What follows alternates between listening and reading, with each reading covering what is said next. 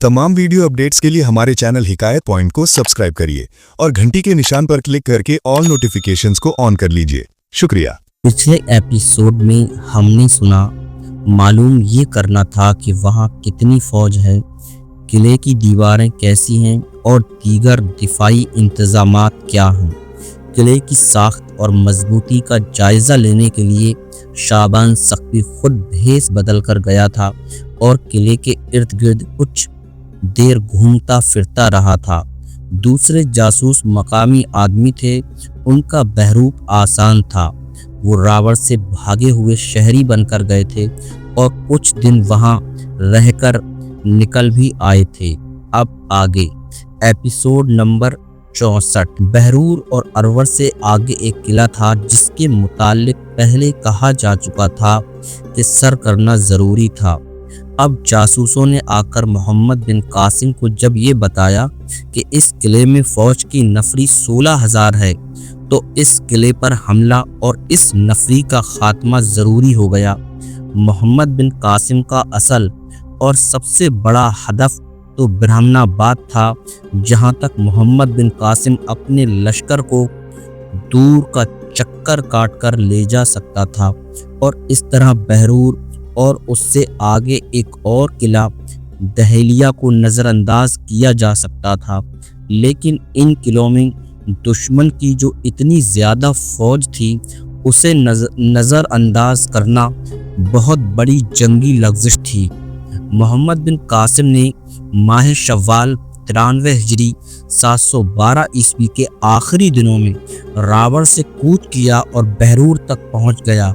मोहम्मद बिन कासिम का ये ख्याल गलत साबित हुआ कि उसने दुश्मन को बेखबरी में जा लिया है, क्योंकि ज्यों ही उसने अपने लश्कर को मुहासरे की तरतीब में किया, दीवारों से और किले के बुर्जों से तीरों का मेह बरस पड़ा। तीरों की ये बौछारें अचानक आई थीं। जब मुसलमान किले का मुहासरा कर रहे थे तो ऐसे पता चलता था जैसे इस किले में कोई भी नहीं। दीवारों के ऊपर दुश्मन के सिपाही नज़र आते थे, लेकिन उनका अंदाज ऐसा था जैसे वो खौफज़दा हों और मुसलमानों पर तीर चलाने से गुरेज कर रहे हों। इस धोखे में मुसलमान दीवार के इतने करीब चले गए कि दुश्मन के तीरों की पहली बौछारों की जद में आ गए। इसका नतीजा ये हुआ कि मुहासरा उखड़ गया। कई एक मुजाहिदीन ज़ख्मी और शहीद हो गए। अचानक अफरा तफरी सी मच गई। इस सूरत हाल से दुश्मन ने ये फ़ायदा उठाया कि किले का सदर दरवाज़ा और एक और दरवाज़ा खुला। सवारों के दस्ते अंदर से यूं निकले जैसे सैलाब बंद तोड़कर निकला हो। इन सवारों का मुसलमानों पर हमला बड़ा ही शदीद था। एक बार तो मुसलमानों के पांव उखड़ गए। जितनी देर में वो संभलते, दुश्मन के सवार एक जोरदार वार करके वापस किले के अंदर जा रहे थे। मोहम्मद बिन कासिम को अपने तौर तरीकों और चालों पर नज़रसानी करनी पड़ी। उसने अपने तमाम दस्तों को पीछे हटा लिया। शहीदों की लाशें अभी तक दुश्मन के सामने पड़ी थीं और बाज़ शदीद ज़ख्मी जो उठने के काबिल नहीं थे वहीं बेहोश पड़े थे जहां गिरे थे। उन सबको रात के वक्त उठाया गया। अगले दिन मोहम्मद बिन कासिम ने कोई कार्रवाई न की। ज़्यादातर वक्त ज़ख्मियों की मरहम पट्टी में सर्फ हुआ और उन ज़ख्मियों को पीछे भेजा गया जो लड़ने के काबिल नहीं थे। उस रोज़ मोहम्मद बिन कासिम ने अपने सालारों को बुलाया और उनके साथ सलाह मशवरा करके नई हिकमत अमली तरतीब दी। तमाम सालारों को एहसास हो गया था कि इस किले को आसानी से सर नहीं किया जा सकेगा। अगले रोज़ मोहम्मद बिन कासिम ने एक मुकाम पर तीर अंदाज़ों को इकट्ठा किया और दीवारों में शिगाफ डालने और सुरंगें खोदने वाले तरबियत याफ्ता आदमियों को भी साथ लिया। उसने तीर अंदाज़ों को हुक्म दिया कि सामने, दाएं और बाएं दीवार पर इस कदर तेज़ तीर बरसाएं कि दीवार से किसी का सर ऊपर न उठ सके। तीर अंदाज़ों ने उसके हुक्म की तामील की। तीरों की बौछारें एक दूसरे के पीछे दीवारों पर पड़ने लगीं तो दीवार के उस हिस्से से दुश्मन के सिपाही ओट में हो गए। मोहम्मद बिन कासिम ने दीवारों में शिगाफ डालने वालों को तेज दौड़ाया कि वो दीवार तक पहुंच जाएं। वो पहुंच गए और उन्होंने दीवार में नकब लगानी शुरू कर दी। काम आसान मालूम होता था क्योंकि दीवार गारे और पत्थरों की बनी हुई थी। पत्थर निकलते आ रहे थे, लेकिन ये दीवार मकानों की दीवार की तरह सीधी नहीं थी, बल्कि मखरूती थी, नीचे से बहुत चौड़ी थी। उसमें नकब लगाने का मतलब ये था जैसे सुरंग खोदी जा रही हो। इस पार्टी में आदमी इतने ज्यादा थे जो दीवार में सुरंग जैसी नकब लगा सकते थे, लेकिन उसी दीवार के दूर के कोने पर खड़े सिपाहियों ने देख लिया कि दीवार तोड़ी जा रही है। उन्होंने ये इंतजाम किया कि बड़े बड़े पत्थर, लकड़ी के शह तीर और जलती हुई लकड़ियां ऊपर जमा कर ली। पहले उन्होंने दीवार पर पत्थर के खुद ओट में रहे, उनके सिर्फ हाथ ऊपर थे। उन्होंने ऊपर से पत्थर लुढ़काने शुरू कर दिए। इसके साथ ही जलती हुई लकड़ियां इस तरह नीचे फेंकी कि लकड़ी दीवार के ऊपर वाले सिरे पर रखकर छोड़ देते थे तो ये दीवार की ढलवान से लुढ़कती नीचे आ जाती थी। दुश्मन ने ये जो हथियार इस्तेमाल किया ये मुसलमानों के लिए बड़ा ही नुकसानदेह साबित हुआ।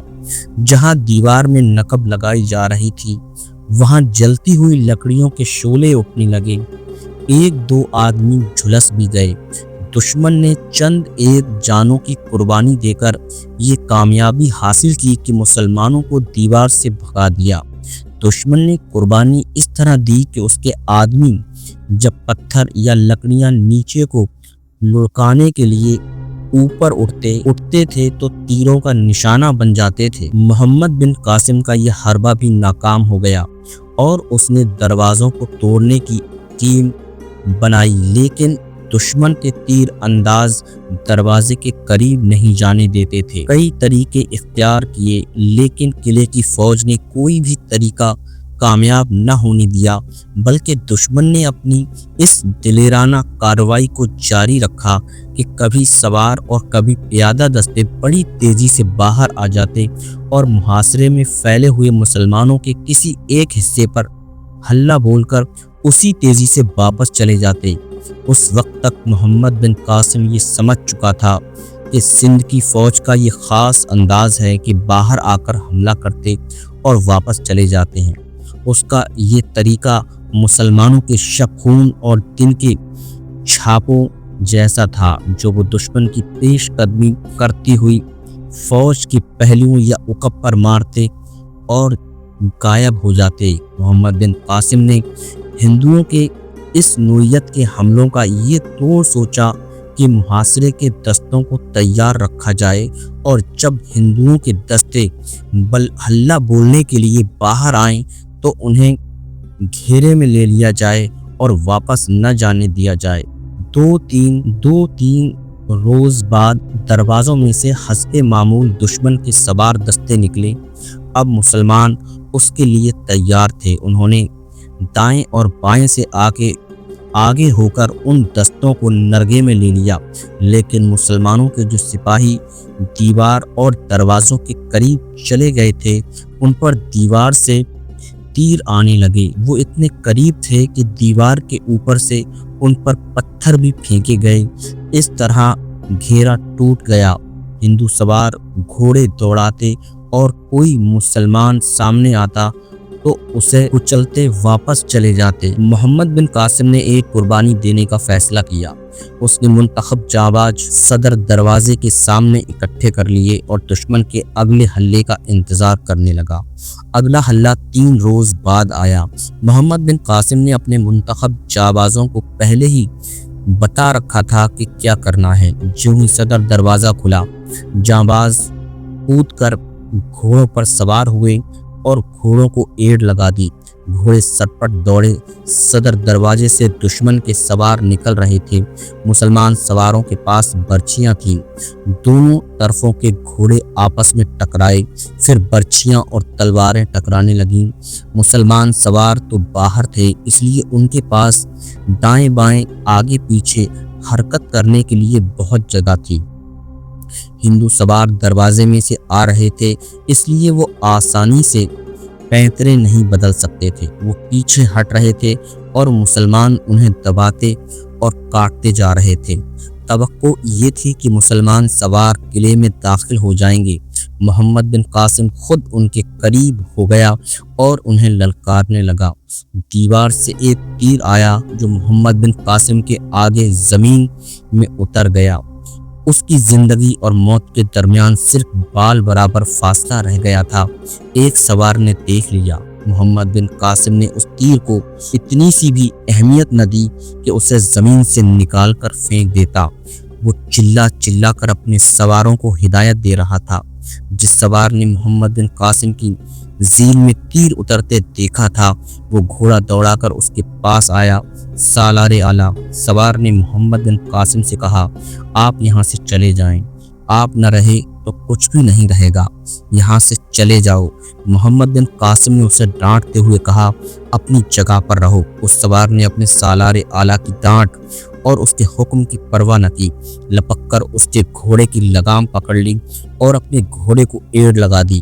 محمد بن قاسم چلاتا رہا لیکن اس سوار نے اس کے گھوڑے کی لگام نہ چھوڑی اور اسے تیروں کی زد سے دور لے گیا۔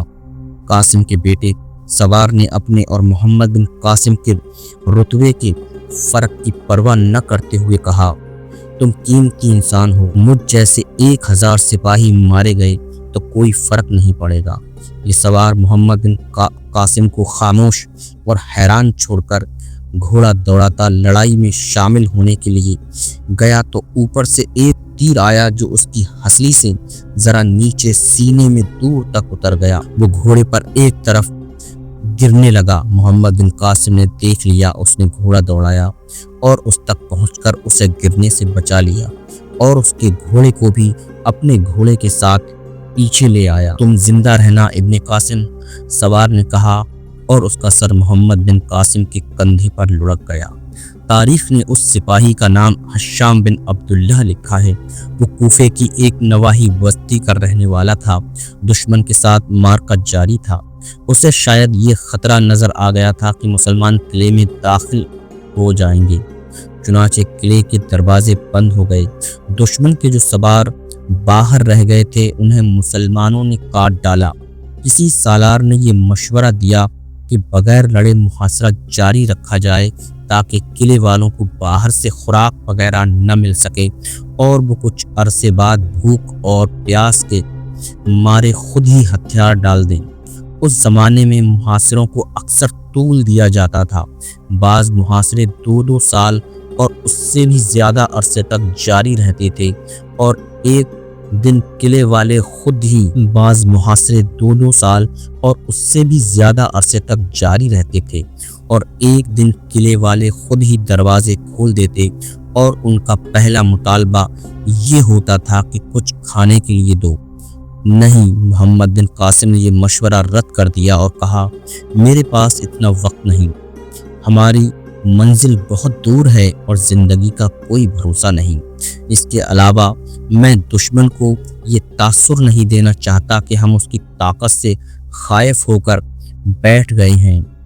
اب رات کو بھی لڑائی جاری رہے گی۔